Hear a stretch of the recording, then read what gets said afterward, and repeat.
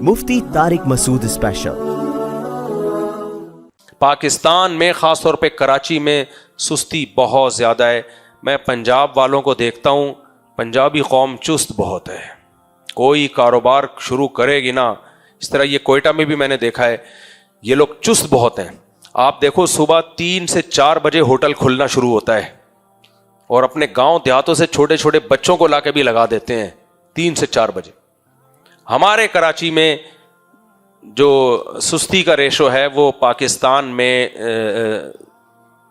دوسری قوموں کی نسبت تھوڑا سا زیادہ محسوس ہوتا ہے۔ بہت احترام کے ساتھ بات کر رہا ہوں، کسی کو برا نہ لگ جائے۔ تو پھر کاروبار کہاں ہوگا میرے بھائی؟ تو محنت پہ اللہ دیتا ہے۔ میں بتا رہا ہوں نا، بس ایک واقعہ چھوٹا سنا کے بیان ختم کرتا ہوں۔ یہ کئی بار پہلے بھی سنا چکا ہوں۔ ہم جہاں مدرسے میں جو ہے ہم پڑھتے تھے، تو سامنے ایک دکان تھی، بیکری آئٹم ہوتا تھا اس کے پاس، تو ہم بھی ناشتہ وہیں سے خریدتے تھے جا کے، کبھی باقر خانی لے رہے ہیں، کبھی بسکٹ لے رہے ہیں، قریب میں دودھ ہوتا تھا، تو ہم جاتے تھے صبح صبح روزانہ وہاں سے بیکری آئٹم لیتے تھے، یا کبھی شام کو چلے گئے چائے کے ساتھ، پاپے واپے کھانے کا دل چاہ رہا ہے، وہاں سے لے کے آتے تھے ہم۔ وہ فریش مال بنتا تھا اس بیکری میں، تو اچھا لگتا تھا ہمیں۔ اچھا، ہم جب بھی جاتے تھے، وہ پنجاب کے لوگ تھے، ہم جب بھی جاتے تھے ہم دیکھتے تھے جہاں رش ہوتا تھا اس کی دکان پہ، اور ٹھک ٹھک چل رہا ہوتا تھا نا حساب، بھائی 6 باقر خانیاں ٹھک 6 باقر خانیاں آئی، ایسے ملازمین ایسے گھوم رہے ہوتے تھے، وہ بھی صبح صبح اٹھ جاتے تھے 4 بجے، اور ایسے ٹھک ٹھک ٹھک کاروبار چل رہا ہوتا تھا۔ ایک دن میں نے دیکھا وہ پنجاب سے اپنے کسی بھائی کو لے آئے، جیسے بڑے بھائی ہیں وہ چھوٹے بھائی کو بھی انہوں نے کہا چلو ہمارے ساتھ اس بزنس میں تم بھی آ جاؤ۔ چھوٹا بھائی آیا، اب میں جیسے کھڑا ہوں، یار وہ ذرا بریڈ دینا، وہ جا رہا ہے بریڈ لینے کے لیے، پہلے یوں کھجا رہا ہے، یوں کر رہا ہے، یوں کر رہا ہے، پھر وہاں جا کے کھڑے ہو کے سوچ رہا ہے، پھر بریڈ لے کے آیا۔ تو اس کے بڑے بھائی اس کو بولتے تھے، یار بیٹا کاروبار ایسے نہیں ہوتا، ابھی تجھے ہم نے گاؤں سے بلایا ہے، تھوڑا سا سیکھ لے، جو کسٹمر کھڑے ہوئے ہیں ان کو نمٹا، یار آرام کے وقت آرام کر لینا، ابھی تو کیا ہے، دیکھ ہم کیسے کام کر رہے ہیں۔ اس کی سمجھ میں نہیں آ رہا تھا۔ یہ پنجاب کا بتا رہا ہوں، پنجاب والے سافٹ ویئر اپڈیٹ کیسے کرتے ہیں، پٹھان لوگ بھی اسی طرح سافٹ ویئر اپڈیٹ کرتے ہیں کاروبار میں نا۔ جب کوئی دیکھتے ہیں نا نیا سست آ گیا ہے، ان کو پتا ہے تو سارا بزنس تباہ کر دے گا یہ، تو ان کے ہاں سافٹ ویئر اپڈیٹنگ کا جو انتظام ہے وہ ہم لوگوں کے یہاں نہیں ہے، یہاں کراچی میں نہیں ہے۔ تو میں 1 ہفتہ ہو گیا وہ دیکھ رہا ہوں، وہ یہی اس کو بھائی زیرا پلس بسکٹ چاہیے یا نمکین بسکٹ چاہیے، جا رہا ہے بڑے آرام سے لا رہا ہے۔ وہ اس کو بار بار سمجھے، بیٹا ایسے نہیں ہوتا یار، اس کا نام میں بھول گیا، بیٹا ایسے نہیں ہوتا، دیکھ ہم کیسے کام کر رہے ہیں۔ وہ نہیں سدھرے بھائی، وہ ہوگا کوئی 24-25 سال کا، وہ نہیں سدھرے۔ وہ تو شکر ہے موبائل اس وقت نہیں تھا، ورنہ موبائل میں لگ جاتا وہ۔ ایک دن کیا ہوا، میں آیا ہوں صبح صبح، دیکھا ہوں وہ بھی روبوٹ کی یعنی ایسے بھاگ رہا ہے مچھلی کی طرح نا، ٹھک باغرہانی، ٹھک باغرہانی، یار زیرا پلس بسکٹ، ٹھک سے زیرا پلس بسکٹ، 2 بریڈ، ٹھک سے 2 بریڈ، ایسے بھاگ رہا ہے۔ میں نے کہا ہوا کیا ہے یار؟ ایک دن میں نے وہاں پوچھا، یار یہ ایک دم سے انہوں نے کہا کہ اس کی ہم نے طبیعت سے دھویا ہے اس کو۔ 1 ہفتے تک ہم اس کو سمجھا رہے تھے، اس کی سمجھ میں نہیں آ رہا تھا۔ وہ بزبان حال کہہ رہے تھے ہمارے ہاں اسی طرح سے سافٹ ویئر اپڈیٹ ہوتا ہے، نیا آتا ہے، ٹائم لگتا ہے اس کو، تو اس کو ہم نے کمرے میں لے کے طبیعت سے دھویا ہے اس کو، اگلے پچھلے سارے صغیرہ کبیرہ گناہ معاف۔ تو میں نے کہا یار یہ ہوتا ہے، سمجھ رہے ہو؟ اس لیے گھر میں جو بچہ سست ہو کوئی اور نہ کرے، موبائل میں لگا ہوا ہے اور کام نہیں کر رہا، پڑھائی نہیں کر رہا، یہ جا نہیں رہا، تو بھائی اس کے بغیر گزارا نہیں ہے۔ کراچی میں یہ کلچر ہے نہیں، بڑے بھیا چھوٹے بھیا، احترام میں بس بڑے بھیا چھوٹے بھیا۔ کراچی میں منہ کے فائر بہت ہیں، ادب احترام بہت ہے۔ پہلے لوگ سندھ میں، ہمیں سندھ میں ایک یونیورسٹی کے پروفیسر ملے، کہتے ہیں کہ بوڑھے تھے، وہ کہتے ہیں ہم تہذیب سکھانے کے لیے بچوں کو کراچی بھیجا کرتے تھے، تہذیب سکھانے کے لیے کراچی کے اسکولوں میں، آئیے بیٹھیے، آج آپ جناب سیکھ کے آتا تھا وہ۔ تہذیب میں کراچی بے شک آگے ہے، لیکن میرے بھائی سافٹ ویئر اپڈیٹ کرنے کی ضرورت ہے بچوں کے، یہ کاروبار نہیں کریں گے۔ ہاں دکانوں پہ بیٹھ کے جو منہ کی فائر ہوتے ہیں وہ وہی ہے جو لال رومال والوں نے نقشہ کھینچا ہے، دیکھا ہے نا؟ وہ ہوٹل میں بیٹھے ہوئے ہیں، 1 کروڑ سے کاروبار شروع کرتے ہیں، کہتے ہیں 1 نہیں ہے، کرنا ہے تو 1.5 سے کر۔ یہ لونڈے لپاڑوں کی باتیں ہوتی ہیں ہوٹلوں میں، کرنا ہے تو کس سے کر؟ 1.5 سے۔ ابے 1.5 کیا، جب کرنا ہے تو 2.25 کروڑ سے کرو نا۔ اتنے میں وہ آیا کہ پراٹھا, چیز پراٹھا اتنا نہیں ہے, وہ والا سادہ پراٹھا لیا, مہنگا ہے وہ, ایک پراٹھے میں 4 آدمی شریک ہو رہے ہیں.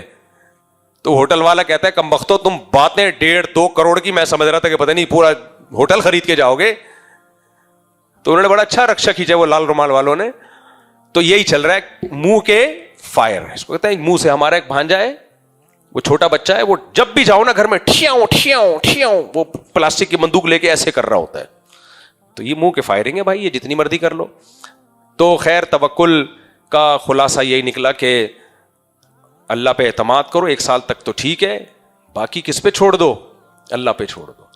اور دنیا سے محبت نہ کرو. نسوا اللہ فانساہم انفسہم, جو میں نے آیت پڑھی تھی, اللہ کہتے ہیں یہ اللہ کو بھول جاتے ہیں تو اللہ انہیں ان کا اپنا آپ بھلا دیتا ہے, پھر وہ کام کرتے ہیں جو ان کی ٹینشن کا ذریعہ بنتے ہیں. اللہ تعالیٰ ہمیں سمجھنے کی, عمل کی توفیق عطا فرمائے. محمد اسامہ ول محمد شمیم کدھر ہیں بھائی؟ آپ ہیں. دلہن کا نام یمنا شمیم, یمنا شمیم. محمد اسامہ کے ابا کا نام بھی شمیم ہے, دلہن کے ابا کا نام بھی شمیم. واہ واہ استاد, صحیح ہو گیا. یمنا شمیم بنت شمیم احمد, یہ دلہن کا نام ہے. دلہن کے وکیل کون ہیں؟ آپ نے اجازت دی ہے کہ میں 1 لاکھ روپے میں یمنا شمیم بنت شمیم احمد کا نکاح محمد اسامہ ول محمد شمیم سے کروں, اجازت ہے جی؟ محمد خضر بن محمد راؤ ولد محمد بن اشرف, پورے دادا کا نام بھی لکھ لیا ماشاء اللہ. محمد خضر بن محمد راؤ کون ہے؟ آپ ہیں. دلہن کا نام علیشہ اقبال بنت جاوید اقبال, ان کے وکیل کون ہیں؟ آپ نے اجازت دی کہ 50,000 روپے مہر میں علیشہ اقبال بنت جاوید اقبال کا نکاح محمد خضر بن محمد راؤ ان سے کروں, اجازت ہے جی؟ الحمدللہ نحمده ونستعینه ونستغفره ونؤمن به ونتوکل علیہ ونعوذ باللہ من شرور انفسنا ومن سیئات اعمالنا, من يهده الله فلا مضل له ومن يضلله فلا هادي له, ونشهد ان لا اله الا الله وحده لا شريك له, ونشهد ان سيدنا وحبيبنا وشفيعنا وسندنا محمدا عبده ورسوله صلى الله تعالى عليه وعلى آله وأصحابه وبارك وسلم تسليما كثيرا كثيرا. اما بعد فاعوذ بالله من الشيطان الرجيم, بسم الله الرحمن الرحيم. يا ايها الناس اتقوا ربكم الذي خلقكم من نفس واحدة وخلق منها زوجها وبث منهما رجالا كثيرا ونساء, واتقوا الله الذي تساءلون به والارحام ان الله كان عليكم رقيبا.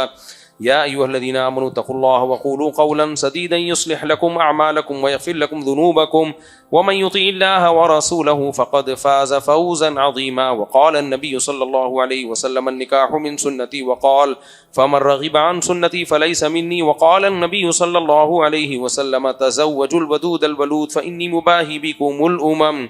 وقال النبي صلى الله عليه وسلم تزوجوا ولا تكونوا كرهبان النصارى. جناب محمد اسامہ ول محمد شمیم, میں نے 1 لاکھ روپے مہر میں آپ کا نکاح یمنا شمیم بنت شمیم احمد سے کیا. آپ نے اس نکاح کو قبول کیا؟ جی الحمدللہ قبول کیا. جزاک اللہ جزاک اللہ. محمد خضر بن محمد راؤ بن محمد بن اشرف, سبحان اللہ, اس پورے نسب کے ساتھ آپ نے علیشہ اقبال بنت جاوید اقبال کا نکاح 50,000 روپے مہر کے عوض قبول کیا؟ جی مجھے قبول ہے. جزاک اللہ. دعا کریں اللہ تعالیٰ ان دونوں نکاحوں میں برکت دے. الحمدللہ رب العالمین والعاقبۃ للمتقین والصلاۃ والسلام علی رسول الکریم وعلی آلہ وصحبہ اجمعین. اے اللہ ان دونوں نکاحوں کو اپنے دربار میں قبول فرما, اس کی برکتیں دونوں کے خاندانوں کو تادم حیات نصیب فرما, ان دونوں جوڑوں کو تادم حیات کامیاب ازدواجی زندگی نصیب فرما, محبت کے ساتھ الفت کے ساتھ برکتوں کے ساتھ رہنے کی توفیق نصیب فرما. آپس کے اختلاف سے, انتشار سے, لڑائی جھگڑوں سے, ہر قسم کے شر فساد سے اللہ ان دونوں جوڑوں کی ہمیشہ کے لیے حفاظت فرما. ان نکاحوں کو اللہ ان کے خاندانوں میں جوڑ کا, محبتوں کا اور برکتوں کا ذریعہ بنا. ہر طرح کے شر سے, فتنوں سے, فساد سے اللہ ان کے خاندانوں کو محفوظ فرما. جس کی جو جائز مراد ہو اللہ اس کی مراد کو پورا فرما. ربنا آتنا فی الدنیا حسنۃ وفی الآخرۃ حسنۃ وقنا عذاب النار. صلی اللہ تعالی علی خیر خلقہ محمد وعلی آلہ وصحبہ اجمعین. اللہ تعالیٰ بہت مبارک کرے بھائی آپ دونوں کو. ایک سیلفی ان کے ساتھ لے لیں پھر آپ کی چھٹی. مودی صاحب میں نے سنا کہ دین عقل کا نام ہے، عقل کا نہیں، کیا یہ سچ ہے؟ اگر ہاں تو کیوں؟ کیونکہ اسلام تو ہمیں سوچنے اور غور و فکر کرنے کا کہتا ہے، اور اسلام کو most logical and practical religion کہا جاتا ہے۔ اس پر میں بہت دفعہ بیان کر چکا ہوں کہ اسلام لاجک کا مذہب ہے یا بے عقلی کی باتوں کا حکم دیتا ہے۔ اس کا خلاصہ میں 2 لفظوں میں بیان کرتا ہوں۔ دیکھو، قرآن میں اللہ نے حکم دیا، بتایا ہمارے بارے میں، وَكَذَلِكَ، وہ ان کی شادی ہو گئی، آپ کی نہیں ہو رہی، اب آپ ادھر توجہ رکھیں، جب آپ کی ہوگی تو آپ بھی انجوائے کرنا، ابھی کسی اور کی ہوئی ہے تو بس نکاح میں شرکت ہو گئی، کافی ہو گیا، اب آپ توجہ کے کہاں رکھیں؟ یہاں رکھیں۔ کچھ لوگ کہتے ہیں کہ اسلام میں نقل کا نام ہے، جو اوپر سے نقل ہوتا چلا آ رہا ہے، عقل کا نام نہیں ہے اسلام۔ یہ بالکل غلط ہے۔ قرآن میں اللہ نے کہا وَكَذَلِكَ جَعَلْنَاكُمْ أُمَّةً وَسَطًا، ہم نے تم کو معتدل امت بنایا۔ بیلنس کسے کہتے ہیں؟ ہر چیز میں وہ رائے قائم کرنا جو بیلنس رائے ہو، اعتدال کی رائے ہو۔ اب دیکھو، اللہ تعالیٰ نے انسان کو جتنی بھی صلاحیتیں دی ہیں وہ لامحدود ہیں یا محدود ہیں؟ آپ لوگ جواب دو نا۔ اب میں کہوں کیونکہ میں ہاتھ سے 100 کلو وزن اٹھا ہی نہیں سکتا، تو ہاتھ تو عاجز ہے، لہذا میں 1 کلو بھی وزن نہ اٹھاؤں، یہ غلط بات ہوگی نا۔ بھائی 1 کلو وزن 2 کلو وزن اٹھا سکتے ہو وہ اٹھاؤ، 100 کلو نہیں اٹھا سکتے وہ مشینوں سے اٹھواؤ، وہ خود نہ اٹھاؤ، وہ ان سے اٹھواؤ جو اٹھا سکتی ہیں یہ وزن۔ تو ہر صلاحیت اللہ نے انسان کو محدود دی ہے، تو عقل لامحدود ہو سکتی ہے؟ ظاہر عقل بھی کیا ہے، اس کا بھی ایک دائرہ کار ہے، وہ بھی محدود سوچتی ہے۔ تو اسلام یہ کہتا ہے کہ یہ کام مت کرو کہ عقل استعمال کرنا چھوڑ دو، یہ تو حماقت اور بیوقوفی کی علامت ہوگی۔ ایک چیز اللہ نے تمہیں دی ہے سوچنے سمجھنے کے لیے، اس کو استعمال ہی نہیں کرتے، تبھی قرآن جگہ جگہ افلا تعقلون، افلا یعقلون، افلا تتفکرون، افلا یتفکرون، ان فی ذلک لآیات لأولی الالباب، عقل مندوں کے لیے۔ یہ اسلام ہے ہی عقل مندوں کے لیے، یہ بے وقوفوں کے لیے نہیں ہے۔ تو عقل استعمال کرنی ہے، لیکن کیا لامحدود؟ نہ، ہر جگہ تمہاری عقل کام نہیں کرے گی۔ تو وہ لمٹ کیا ہے؟ خدا کے مقابلے میں نہیں عقل کو لے کر آنا، کیونکہ اللہ سے زیادہ کوئی جاننے والا نہیں ہو سکتا۔ جب اللہ کی بات آ جائے اور وہ تمہاری عقل میں نہ آ رہی ہو تو کہہ دینا کہ عقل غلط فیصلہ کر رہی ہے، اللہ کی بات کیا ہے؟ درست ہے۔ یہ اسلام کا پیغام ہے۔ مادہ پرست کیا کرتا ہے؟ مادہ پرست وہ عقل وہاں بھی استعمال کرتا ہے جہاں عقل استعمال نہیں کرنی، خدا رسول کے مقابلے میں، اللہ کے مقابلے میں عقل استعمال کر رہا ہوتا ہے، ٹھوکریں کھاتا ہے جو کہ کھا رہے ہیں۔ آپ دیکھو ہومو سیکسولیٹی کو عقل استعمال کر کے ہی تو لیگل کیا ہے ان لوگوں نے، زنا کو لیگل کیا عقل استعمال کر کے، شراب کو لیگل کیا عقل استعمال کر کے، عورت اور مرد کے حقوق برابر کر دیے، کیا استعمال کر کے؟ عقل استعمال کر کے۔ گھر میں سربراہی ختم ہو گیا، خاندانی نظام تباہ و برباد ہو گیا۔ نشے کو لیگل کر دیا عقل استعمال کر کے۔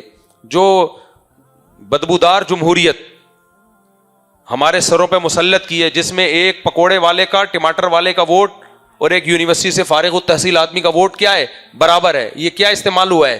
کھوپڑی استعمال ہوئی ہے، غلط استعمال ہوئی ہے۔ اگر صحیح استعمال ہوتی تو یہ نہ ہوتا۔ تو یہ ساری چیزیں عقل استعمال ہو کے ہی ہو رہی ہیں میرے بھائی، کیا خیال ہے؟ یہ بڑے بڑے دنیا کے جو رشیا تھا، سوویت یونین، اس نے، ان کے بڑے بڑے دانشوروں نے کمیونزم کو دنیا میں فروغ دیا عقل استعمال کر کے، اور اس کا بیڑا غرق کر دیا۔ جب افغانستان سے مار کھا کے نکلا ہے نا رشیا، تو گورباچوف نے کہا تھا کہ ہمیں یہ جو تجربہ ہے نا اس نئے نظام کا، یہ چھوٹے سے گاؤں پہ پہلے کر کے ٹرائی کرنا چاہیے تھا، چلتا بھی ہے کہ نہیں چلتا۔ اتنے بڑے ملک پہ کر دیا، ملک کی سوویت یونین کے ٹکڑے ہو گئے۔ تو یہ سارے کھوپڑی رکھنے والے لوگ تھے، بے وقوف نہیں تھے یہ۔ ڈاروین نے عقلی استعمال کر کے انسان کو بندر سے پیدا کر دیا، حالانکہ انتہائی بے عقلی کی بات ہے یہ کہ بندر سے ڈائریکٹ انسان بن گیا، بیچ کی لاکھوں کروڑوں نسلیں مارکیٹ سے شارٹ ہو گئیں، دم بھی ایک دم شارٹ۔ ابے کچھ ایسے بندر ابھی تو ہوتے جن کی دم تھوڑی سی ہوتی، تھوڑے سے جمشید استغفر اللہ، تھوڑے سے انسان لگ رہے ہوتے، تھوڑے سے بندر لگ رہے ہوتے۔ ساری بے عقلی کی باتیں انہی عقل مندوں نے کی ہوئی ہیں، بے وقوفوں نے۔ تو بہن سے شادی حرام ہے، عقلی کوئی دلیل ہے اس کے حرام ہونے کی؟ ہے بھائی؟ عقل تو کہتی ہے کیا ہے بھائی، وہ بھی عورت ہے۔ آپ کہو غیرت کے خلاف، غیرت کو ایکسپلین کر سکتے ہو؟ غیرت کی ڈیفینیشن کیا ہے؟ تو اس لیے کچھ چیزیں ایسی ہیں جہاں عقل نہیں کام کرتی، وہاں وہی کس کی طرف سے ہوگی؟ اللہ کی طرف سے. تو اسلام کہتا ہے عقل کا بھرپور استعمال کرو، لیکن جب خدا کوئی بات کہہ دے تو پھر وہاں اللہ کے سامنے آپ عقل یوز کرنے کی کوشش نہ کریں. ہم ہر جگہ یہی کر رہے ہوتے ہیں. ڈاکٹروں کے سامنے میڈیکل سائنس میں اپنی عقل کے بجائے کس کی رائے کو ترجیح دیتے ہیں؟ ڈاکٹر صاحب. آپ بیمار تھے، ڈاکٹر نے کہا ٹیکہ لگاؤں گا، آپ نے کہا میں تو پہلے ہی بیمار ہوں، اوپر سے ٹیکہ لگا کے مجھے اور تکلیف دے رہے ہو، آپ کو تو مجھے چاہیے راحت پہنچاؤ، آپ ٹیکہ لگا کے تکلیف دے رہے ہو. آپ کیا بولو گے؟ ڈاکٹر کیا بولے گا؟ پھر تو کہیں اور سے علاج کر لے بھائی. تو شیطان نے اللہ کے مقابلے میں عقل استعمال کی تھی. اللہ نے شیطان سے کہا آدم کو سجدہ کرو، شیطان نے بولا میں نہیں کر رہا، میری تو کھوپڑی میں ہی نہیں آ رہی یہ بات کہ مٹی سے بنایا تو میں کیوں سجدہ کروں. تو یہ سب چیزیں بے عقلی کیا. ابراہیم علیہ السلام کو اللہ نے حکم دیا بچے کو ذبح کرو. اب بچے کو ذبح کرنا عقل کے میں آتا ہے؟ خلاف عقل ہے نا یہ. تو یہ خلاف عقل نہیں، ماوراء العقل ہے. بھائی کیوں بچے کو ذبح کر رہے ہیں؟ اللہ کا آرڈر ہے تو پھر اپنی عقل استعمال نہیں کرنی پڑے گی. تو اس لیے اسلام کہتا ہے عقل کو استعمال کرو، بھرپور طریقے سے استعمال کرو. لیکن جو عقل خدا رسول کے خلاف جاری ہو نا، تو پھر یہ تکبر ہے کہ آپ اپنے آپ کو اللہ سے زیادہ سمجھدار سمجھنا معاذ اللہ شروع کر دیا آپ نے. ایک بات تو یہ. دوسری بات یہ کہ اسلام کا کوئی حکم خلاف عقل نہیں ہوتا، ماوراء العقل ہوتا ہے. اس پر میں کئی بار بیان کر چکا ہوں. عقل کے خلاف ہونا الگ چیز ہے، عقل سے بالاتر ہونا الگ چیز ہے. کوئی بھی بات عقل کے خلاف اسلام نہیں کہے گا. جیسے 2 اور 2 4 ہوتے ہیں، 2 اور 2 5 نہیں ہوتے. 2 اور 2 کا 5 ہونا عقل کے خلاف ہے. کوئی مذہب اگر عقل کے خلاف بات کرنا شروع کر دے وہ مذہب ہی باطل مذہب ہوگا، وہ مذہب برحق ہی نہیں ہو سکتا. اور ایک ہے کہ میں آپ سے کہوں 356 کو 648 سے ضرب دیے جائے تو 6564 جواب آتا ہے. اب یہ عقل سے بالاتر ہے. پتہ نہیں بھائی کیلکولیٹر پہ ٹیسٹ کریں گے، صحیح بھی ہو سکتا ہے غلط بھی ہو سکتا ہے. تو جہاں ہماری عقل نہیں پہنچتی، عقل سے بالاتر چیزیں، اس میں اسلام رہنمائی کرتا ہے. خلاف عقل کوئی بات اسلام نہیں کرتا. سمجھتا ہے کہ نہیں سمجھتا ہے؟ ہاں. دوسرا طبقہ ایک تو وہ ہمارا لبرل سیکولر لوگوں کا ہے جو ہر جگہ عقل استعمال کرتے ہیں. دوسرا وہ مذہبی متشدد لوگوں کا ہے کہ جہاں عقل استعمال کرنی ہے وہاں بھی کھوپڑی استعمال نہیں کر رہے. جیسے شف سرکار پھو پھو کر کے لوگوں کے گھٹنے جڑ رہے ہیں. اب میں نے عقل استعمال کر کے میں نے کہا تھا کہ شف سرکار کو کہ ایک سلنڈر بھروا دو آغا خان میں، تو وہ اسپرے کر دیا کریں گے تو تمہارا بھی ٹائم بچے گا، کتنے مریضوں کو شفا مل جائے گی. تو اس پہ غصہ ہو گیا، یہ میرا مذاق، یہ وہ. بھائی تو بے عقل لوگ جو ہیں وہ ابھی بھی شف سرکار کے پاس جا رہے ہیں، عاملوں کے پاس جاتے ہیں جن چڑیل بھوت بھگوانے کے لیے اور اپنے مسائل حل کروانے کے لیے. کم وقتوں اس کے مسئلہ حل ہوا ہوتا تو عامل تھوڑی بنا ہوتا، وہ اس کے اپنے مسائل حل نہیں ہو رہے اس لیے تعویذ گنڈوں کا کام شروع کیا اس نے. سمجھتے ہو کہ نہیں سمجھتے؟ اس کے اپنے مسائل حل ہوئے ہوتے تو نہیں ہو رہے، کہیں جاب نہیں مل رہی بیچارے کو، کچھ آتا واتا نہیں ہے، نہ مفتی ہے نہ عالم ہے کہ لوگوں کو مسائل بتائے. تو پھر اس کے پاس یہی راستہ ہے جن چڑیل بھوت کا بزنس شروع کر دے. وہ تو اس نے کر دیا، تم بھی جا رہے ہو. مفتی صاحب کیا ایسا مذاق کرنا جائز ہے جس میں جھوٹ بولا جائے لیکن کچھ دیر بعد سچ بتا دیا جائے جیسے عام طور پر ہوتا ہے؟ جائز ہے بھائی. جھوٹی کہانیاں بشرطے کہ وہ یہ اس کو لوگ سچا نہ سمجھیں، فرضی کہانیاں، اس کو جھوٹی نہیں کہا جائے گا، فرضی کہانیاں. یہ تو حکایات ہمیشہ سے چلتی آ رہی ہیں، لیکن ایسی کہانی جس کو لوگ سچ سمجھنا شروع کر دیں پھر وہ جھوٹ میں آ جائے گی.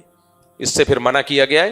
ہم جو چوہے، اور میں نے شیر کا واقعہ سنایا تھا کہ ایک چوہے نے جو ہے وہ ہتھنی کو پرپوز کیا نا، پرپوزل بھیجا کہ میں آپ سے شادی کرنا چاہتا ہوں. ہتھنی نے بولا کم بخت، گالیاں دی اس کو، تو اپنی شکل دیکھ، کلر دیکھ، اپنا قد دیکھ، تجھے شرم نہیں آتی؟ اس نے کہا چھوڑ، کانفیڈنس دیکھ خالی. تو اب یہ سچی میں تھوڑی ایسا ہوا ہوگا. لوگ اس پہ بھی اعتراض کر رہے ہیں، مجھے ہنسانے کے لیے جھوٹی کہانیاں سناتے ہو. بھائی یہ تو سب کو پتا ہے یار ایک فرضی واقعہ ہے، لیکن کانفیڈنس تو ہے نا. بہرحال کانفیڈنس یہ ہو گیا. مفتی صاحب اگر انسانوں کو فری ول کی وجہ سے اشرف المخلوقات کہا جاتا ہے تو جنات کو کیوں نہیں؟ دیکھیں جنات کے اندر کوالٹیز انسانوں جیسی نہیں ہے. جنات میں شر کا مادہ غالب ہوتا ہے، انسان میں ایسا نہیں ہے. انسان میں خیر کا مادہ غالب ہوتا ہے. جنات جھوٹ بولتے ہیں. کوئی جن سچی مچی میں آ بھی جائے نا تو وہ جو خبریں دے رہا ہوتا ہے وہ جھوٹ بول رہا ہوتا ہے، تو سچ نہیں بولتا. اور سب سے بڑی بات یہ کہ جب اللہ نے انسان کو اشرف المخلوقات بنا دیا تو بس اللہ کی مرضی، جس کو چاہے بنا دے. ویسے بھی زمین پہ حکومت جنات کر رہے ہیں یا انسان کر رہا ہے؟ بولو. راکٹ کس نے ایجاد کی؟ جنات نے. آپ کہہ سکتے جنات کو راکٹ کی ضرورت ہی نہیں، وہ خود راکٹ ہیں. کیا خیال ہے؟ سب سے بڑی بات انسان کے پاس کھوپڑی, یہ کھوپڑی اللہ نے کسی مخلوق کو نہیں دی. جنات کے پاس پاور ہے, طاقت ہے, یہ والی کھوپڑی جنات کے پاس نہیں ہے. جو ذہانت اور مینٹیلٹی اللہ نے انسان کو دی ہے, یہ کھوپڑی ہے ہی نہیں جنات کے پاس. تبھی جنات انسان سے ڈرتے ہیں, طاقتور ہونے کے باوجود ڈرتے ہیں. شیر بھی ڈرتا ہے, ہاتھی بھی ڈرتا ہے انسان سے. وجہ کیا ہے؟ وہ اس کو پتا ہے بھائی یہ جو کھوپڑی ہے نا, شیر کو پتا ہے یہ ایسی ٹرک استعمال کرے گا, مجھ پہ ٹکٹ لگا دے گا یہ, اور لگایا ہوا ہے.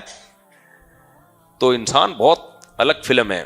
دماغ اور ذہانت اور علم کی جو صلاحیت اللہ نے انسانوں کو دی ہے, یہ صلاحیت اللہ نے جنات کو نہیں دی ہے. چلو بھائی, آج سوال کم ہے, ٹھیک ہو گیا. السلام علیکم ورحمۃ اللہ.